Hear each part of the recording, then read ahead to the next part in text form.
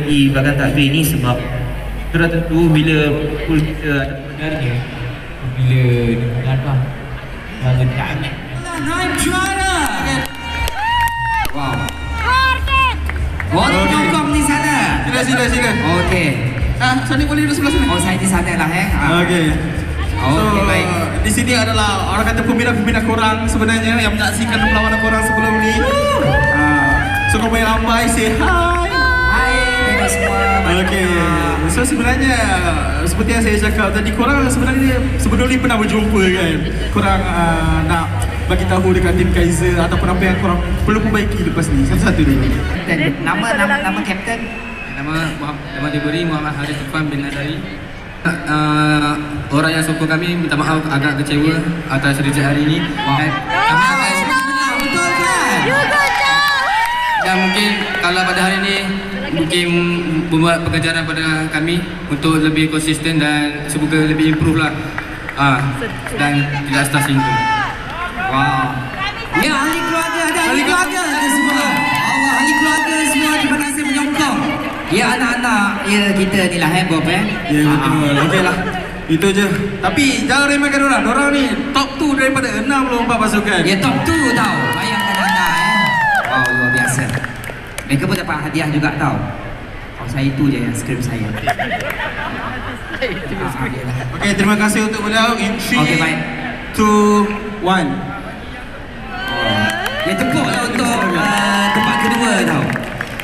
Saya tak nak suka salah. Okey, kita nak tengok Xbox punya power tadi. Power, mana powernya Xbox? Wow, okey. Ada nyamuk di sini. Oh, bukan. Okey, kam. Jom, mana? Oh, besar di tangan. Oh, Allah. Okey, bagi menyempurnakan acara penyampaian hadiah, saya berbesar hati menjemput Puan Mastura Muhammad Khalid, Ketua Pegawai Operasi PT-PTN, diiringi Puan Wan Zawiyah binti Wan Abu Bakar, Pengurus Besar Kanan Jabatan Komunikasi Korporat dan Pemasaran PT-PTN. Hadiah yang menanti naib juara. Ya, betul. Okey, hadiah berupa tunai simpan SSPN bernilai RM3,750, medal, sijil dan juga sebanyak 2,500 in-game diamond. Wow. Okey.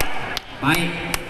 Di kedudukan nombor 2, kita jemput pasukan Arcade Esport Mall. Diucapkan.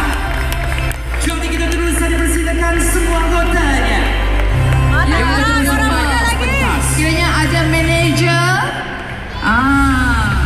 Boleh sama-sama ke atas pentas untuk menerima hadiah dan sesi bergambar. Tahniah diucapkan. Ya, betul. Mana manager dia?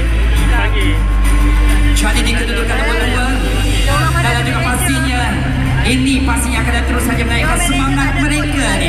Ya, betul. Kalau kita tengok peserta kumpulan pasukan 2 ni, sorry, semua muda-muda sangat. Masih muda, ayahnya pun tersenyum bangga. Ia melihat kejayaan anaknya kan ayah? Ayah pun muda lagi. Ya. Muda lagi. Ayahnya dulu memang dia bermain ini, dia Power Rangers. Alhamdulillah ayahnya. Jadi sekali lagi tepuklah untuk di kedudukan nombor 2 kita. Okey, itu dia. Hadiah berupa tunai simpan SSPM bernilai RM3,750. Medal, Alhamdulillah. sijil dan juga hamper tajaan Little Joe. Kedudukan nombor 2 kita ni Syah. Ya, betul Sony. Sangat berbakat anak-anak muda ini. Masih jauh perjalanan. Ya, betul. Masih banyak peluang. Okey.